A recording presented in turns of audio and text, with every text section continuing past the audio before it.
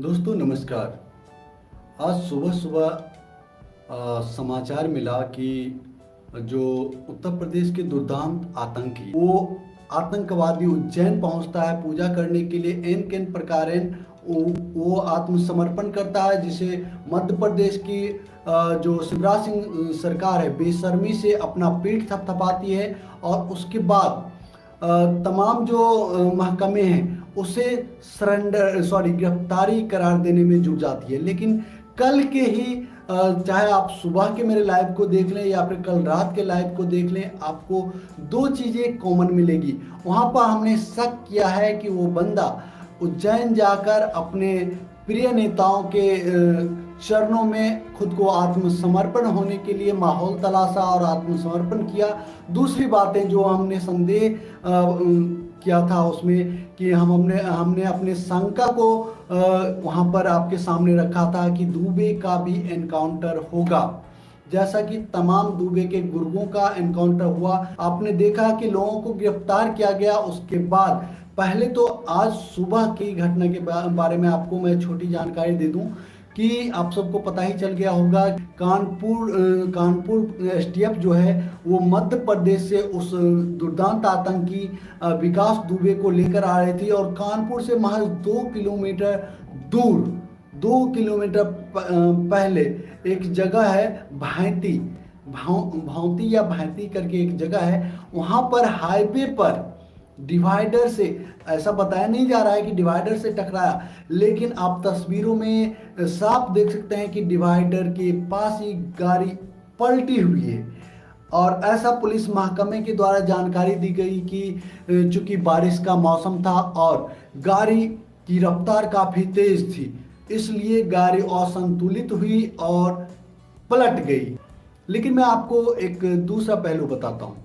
विकास दुबे के साथ मुठभेड़ हुई, लेकिन विकास दुबे मारा नहीं गया। मारा गया इस देश का संविधान, इस देश का system, CJI, chief justice of India, chief justice of India, जो छोटी छोटी बातों पर स्वतः संज्ञान लेने के लिए जाने जाते हैं। चाहे वो मंदिर का मामला हो, मस्जिद का मामला हो, होली का मामला हो, दिवाली का मामला हो। लेकिन इन जैसे तमाम मुद्दे जब देश के संविधान को तार तार किया जाता है, जब देश के कानून व्यवस्था को धत्ता बताकर ये सिस्टम जो एक अपराधी का इस्तेमाल करती है, ये राजनीतिक पार्टियां जो अपराधियों का इस्तेमाल करती है, उसे पालती है, पोसती है, बड़ा करती है, अपने लिए इस्तेमाल करती है। ये सत्ता जो अपने हिसाब से उन अपराधियों को अपने लिए इस्तेमाल करती है, अपने जो राजनीतिक राइवल हैं उनको ठिकाने लगाने के लिए इन तमाम अपराधियों, आतंकियों, दुर्दांत जो हत्यारे हैं उसका इस्तेमाल करती है। और जब उससे काम निकल जाता है, जब उसकी बाहें, जब उसके जो पंजे होते हैं उसके गले तक पहुंच जाती है, तो उसे इसी तरीके से ठिकाने लगा दिए जाते हैं। अब आते हैं साथियों उस घटना के स्थल पर। आप देखे होंगे कि पुलिस वाले जब छोटी छोटी घटनाएं होती है तो 2-4 पुलिस वाले बात करते हैं, 2-3 पुलिस कर्मी अपना मोबाइल लेकर वीडियो शूट करने जुट जाते हैं। लेकिन इतने बड़े आतंकवादी को मुठभेड़ में मार गिराया गया और इसके साक्ष्य के लिए किसी तरह का वीडियो एविडेंस लेने की कोई जरूरत किसी ने महसूस नहीं की।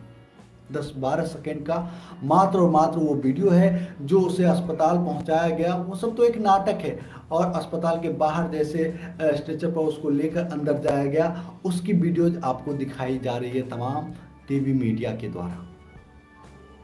लेकिन अब आते हैं जो बताया गया पुलिस कर्मियों के द्वारा, प्रशासन के द्वारा। बारिश तेज हो रही थी। पॉइंट टू बी नोटेड, दर्शकों आप पॉइंट को नोट कीजिएगा। बारिश काफी तेज हो रही थी और गाड़ी की स्पीड काफी तेज थी। ये 2 शब्दों पर आप गौर कीजिएगा। और तीसरा पॉइंट भी आप नोट कीजिएगा, गाड़ी पलटी, गाड़ी पलट गई। ऑफ कोर्स उत्तर प्रदेश की सरकार पलटती, उससे पहले गाड़ी पलट गई। ठीक है। अब देखिए हाईवे की सड़क है, वहां तो गड्ढे भी नहीं थे।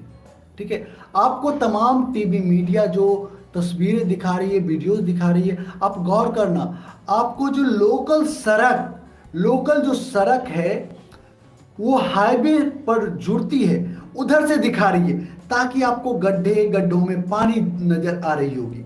लेकिन आप गौर करना, उन गड्ढों से होकर वो गाड़ियां नहीं गुजर रही थी।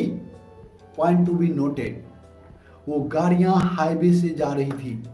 और पलटने का एक ही कारण हो सकता है कि गाड़ियां डिवाइडर से टकरा गई। वहां पर दो डिवाइडरों के बीच में थोड़ी सी जगह भी है, तो ये माना जा सकता है कि गाड़ियां डिवाइडर से टकरा गई। हो सकता है नया ड्राइवर होगा, कुछ भी हो सकता है ना। एनकाउंटर योगी के राज्य में आज एनकाउंटर विकास दुबे का नहीं हुआ, एनकाउंटर हो गया भारतीय संविधान का, भारतीय कानून व्यवस्था का, भारतीय जो गणराज्य है उसका। गणराज्य को गणतंत्र में तब्दील कर दिया यूपी के योगी आदित्यनाथ सरकार ने और केंद्र की मोदी सरकार ने। निश्चित तौर से इस विकास के हाथों में उत्तर प्रदेश के सत्ता की बागडोर की कई सारी किस्से, कहानियां और राज दफन थे, जो विकास के कानून व्यवस्था में जाने के बाद उत्तर प्रदेश की सरकार को, यूपी सीएम योगी आदित्यनाथ को और केंद्र में प्रधानमंत्री मोदी को भी ये बातें पता चल चुकी है। उत्तर प्रदेश में अगली सरकार उनकी नहीं आने वाली है और अगले साल चुनाव होने वाली है। ऐसे में दूसरी सरकारें आएगी तो इनका क्या होगा, ये सब अच्छी तरीके से जानते हैं। ठीक है, अब आते हैं उस बात पर, गाड़ी पलटी। इतनी तेज बारिश, इतनी तेज गाड़ी की स्पीड और उसके बाद गाड़ी पलटती है, ठक। दूसरा पलटी नहीं होता, आधी पलटी होती। गाड़ी पलटी नहीं हुई, ऐसे नहीं हुई, गाड़ी जा रही है फुल स्पीड में, एकदम क्या बोलते हैं वो, कौन सी ट्रेन आ रही है, बुलेट ट्रेन की स्पीड से जा रही है गाड़ी, और गाड़ी पलटती है खट। बस एक पटका, पीछे भी नहीं जाती, कहीं नहीं जाती, गाड़ी वहीं पे रहती है। गाड़ी के आगे का जो फाइबर का वो नीचे में बम्पर के नीचे जो रहता है वो टूट जाती है और गाड़ी ऐसे ही रहती है। ऐसे गाड़ी जा रही थी, गाड़ी ऐसे हो जाती है, पलटी बस एक हाफ पलटी। और ऐसे में बस ऐसे ही पलटी होती है गाड़ी की, और ऐसे में 3-4 पुलिस वाले घायल भी हो जाते। और ऐसे में होता ही है, विडंबना देखिए, विडंबना देखिए, उत्तर प्रदेश पुलिस के तकदीर कितने खराब हैं वो देखिए। 3-4 पुलिस वाले जो उस गाड़ी में सवार होते हैं वो घायल हो जाते हैं। अपराधी बिल्कुल भी, अपराधी को खरोंच भी नहीं आती, अपराधी घायल।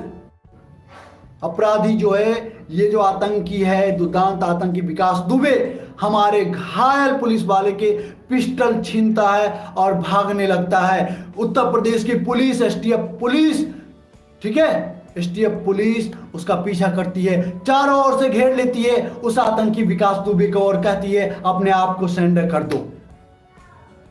मत भूलिएगा, ये वही विकास दुबे है जो महाकाल मंदिर परिसर में, ये वही दुर्दांत आतंकवादी है जिसने उत्तर प्रदेश के बीजेपी शासनकाल में, तब के मुख्यमंत्री थे राजनाथ सिंह, उनके कार्यकाल में बीजेपी के उत्तर प्रदेश के राज्य मंत्री संतोष शुक्ला का हत्या थाने में घुस कर देता है। ये वही आतंकी है जिसने महज कुछ ही दिन पहले उत्तर प्रदेश के हमारे जांबाज 8 सिपाहियों को मौत के घाट उतार देता है, और उसके बाद नाटक सुनाया जाता है हमें मध्य प्रदेश के सरकार के द्वारा कि हमने उस दुर्दांत आतंकवादी को गिरफ्तार कर लिया है। लेकिन हमने तमाम एविडेंस आपको कल के लाइव वीडियो सेशन में दिखाया था कि किस तरीके से ये गिरफ्तारी नहीं, ये उस दुर्दांत आतंकवादी की सोची साझी आत्मसमर्पण है। सर मानी चाहिए मध्य प्रदेश की शिवराज सिंह सरकार को, और सर मानी चाहिए ऐसे नाटक पेश करने वाले उत्तर प्रदेश की योगी आदित्यनाथ सरकार और पूरे सिस्टम को, जिसने आज हमारे देश में कानून के होने की ही सत्यता को नकार रही है। क्या आज देश में कानून की कोई आवश्यकता नहीं है? मैं पूछना चाहता हूं उस मोदी सरकार से, उस नरेंद्र मोदी से, जो पहली बार इस लोकतंत्र के पर्व में विजय होकर, इन प्रकार विजय होकर संसद की सीढ़ियों पर चढ़ते हुए बेशर्मी से, आज बेशर्मी कहूंगा, बेशर्मी से संसद की सीढ़ियों पर मत्था टेकता है। शर्म आनी चाहिए तुम जैसे नाकारा नाकाबिल लोगों को। आज उस दुर्दांत आतंकी को कानून के सामने पेश करके, तुम्हें नंगा होने के दिन थे तो तुमने उसे एनकाउंटर कर दिया। आज एनकाउंटर उस आतंकी का नहीं हुआ, एनकाउंटर तुमने भारत देश के संविधान का किया, कानून का किया, सत्ता और राजनीति का कर दिया। इतनी नंगी और इतनी कमजोर, इतनी घटिया स्थिति हमारे देश की राजनीति की, गणतंत्र की, संविधान की आज तक नहीं हुआ। मोदी जी, योगी जी, तुम दोनों इतिहास में आने वाले दिनों में भारत देश के सबसे कमजोर और नकारा राजनीतिज्ञों में से एक गिने जाओगे।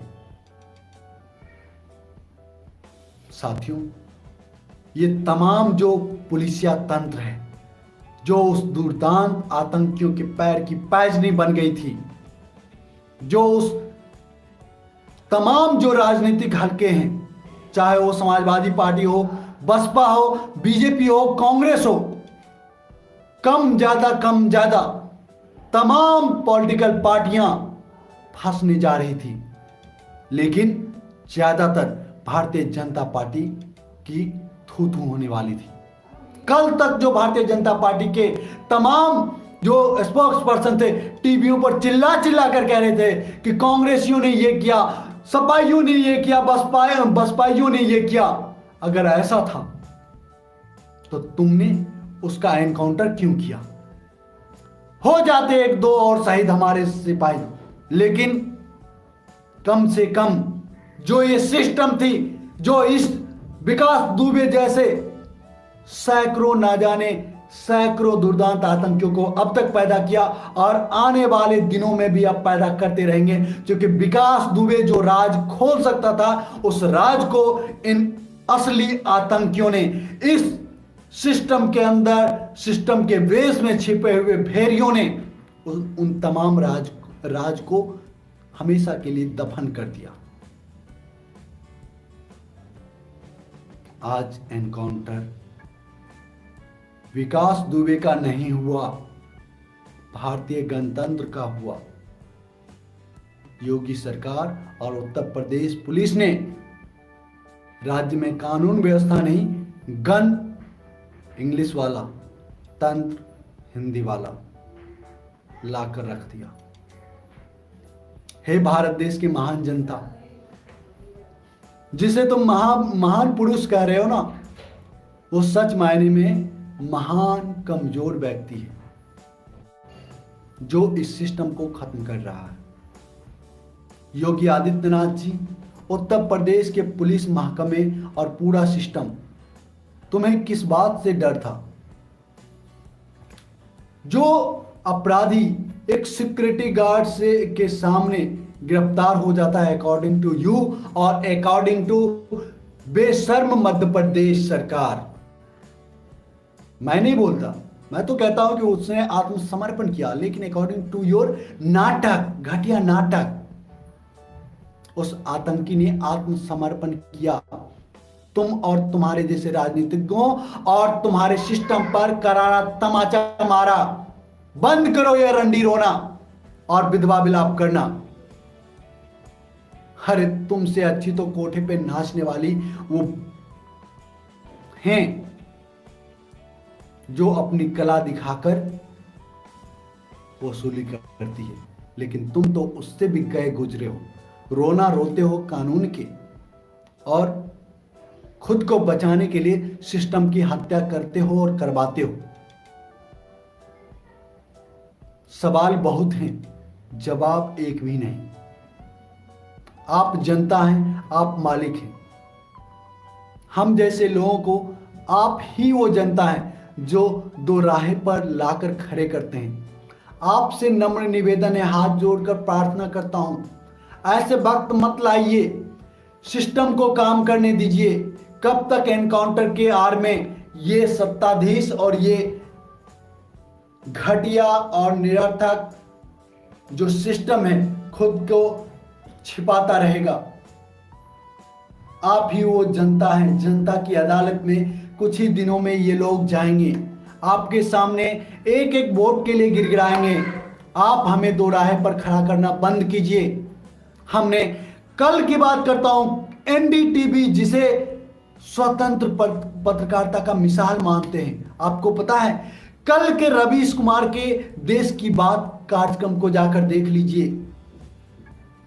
रवीश कुमार पर उंगली नहीं उठा रहा हूं और ना ही मैं एनडीटीवी पर उंगली उठा रहा हूं, लेकिन जो चीजें आप, जो तस्वीरें आप देखकर सवाल कर सकते हैं, आपके दिमाग चौंधिया जाएंगे, उन तस्वीरों को दिखाकर एनडीटीवी का जो ग्राउंड रिपोर्टर महाकाल मंदिर के बाहर था, वो बंदा किस तरीके से रवीश कुमार को गलत जानकारी दे रहा है, बरगलाने की कोशिश कर रहा है। हालांकि रवीश कुमार ने उस पर कोई सवाल नहीं किया। कैसे करते रवीश कुमार सवाल? उन्हीं के चैनल के वो ग्राउंड रिपोर्टर थे, कैसे करते वो सवाल? लेकिन आप कर सकते हैं। आप जाकर देखिए किस तरीके से रवीश कुमार को वो बंदा बरगलाने की कोशिश कर रहा है। निश्चित तौर से स्थानीय राजनीति के द्वारा, स्थानीय प्रशासन के द्वारा उस पर प्रेशर होगा, कोई दो राय नहीं। आने वाले दिनों में अगर आप जनता अपना फैसला सही वक्त पर सही फैसला नहीं सुनाएंगे तो इसी तरीके से हर रोज हमारे देश के लोकतंत्र की हत्या होती रहेगी और हम जैसे लोगों की बातें ऐसे ही आकर आपको सुननी पड़ेगी। हमारी क्या बिसात है? हम कौन हैं? हम भी आप ही के बीच से हैं। हमारे पास कोई डिग्री नहीं है, हम कोई बड़े पत्रकार नहीं हैं, हम आपके ही घर से हैं। हमें बुरी लगती है, हम आवाज उठा रहे हैं, आप आवाज नहीं उठा रहे हैं। आवाज उठा सकते हैं, उठाइए कैमरा, उठाइए मोबाइल फोन, अपने वॉइस रिकॉर्ड कीजिए और आइए सोशल मीडिया पर, बाहर निकलिए। इन हमारे देश के लोकतंत्र के हत्यारों के खिलाफ आवाज उठाइए। अगर आवाज नहीं उठा सकते हैं तो आप हमारी आवाज बनिए। हम जैसे तमाम लोगों के वीडियोज को तमाम सोशल मीडिया प्लेटफॉर्मों पर सर्कुलेट कीजिए। इतना तो कर सकते हैं ना आप? इतना तो कर सकते हैं? नहीं कर सकते हैं तो कल के डेट में आप भी रोना बंद कीजिए। हम जैसे एक आध लोग कितने लोगों के लिए खड़े रह पाएंगे? क्या हमें चुप नहीं कराया जा सकता? जो व्यक्ति सरेंडर किया उसका एनकाउंटर करके उसके राज निकलने से बंद कर दिया। कल के राजधर्म के शाम के मैंने एपिसोड में आपको बताया कि किस तरह के नाटक हो रहे हैं। हमारे देश की तमाम कानूनों की धज्जियां उड़ाई जा रही है। पहले उस दुर्दांत आतंकवादी के घरों को बुलडोज किया जाता है, नेस्तनाबूद किया जाता है और फिर फॉरेंसिक टीम को वहां ले जाकर कैमरे के सामने नाटक हमें दिखाया जाता है। ये सब क्या हो रहा है हमारे देश में? दोस्तों, आवेश में अगर कुछ गलत बातें कर गया होगा माफ कीजिएगा। अगर कोई सच्ची बातें, मेरी कोई सच्ची बातें आपको बुरी लग गई होगी तो बुरा मान लेना, क्योंकि इस देश के लिए, आने वाले भविष्य के लिए वो बहुत अच्छा रहेगा। मेरा बुरा मानना, हो सकता है आप कल से मेरा वीडियो ना देखो, मेरी व्यक्तिगत क्षति होगी, कोई फर्क नहीं पड़ता। इससे देश का भला होना चाहिए, आने वाले भविष्य का भला होना चाहिए। अंत में अगर वीडियो अच्छी लगी तो लाइक कीजिए और जमकर शेयर कीजिए।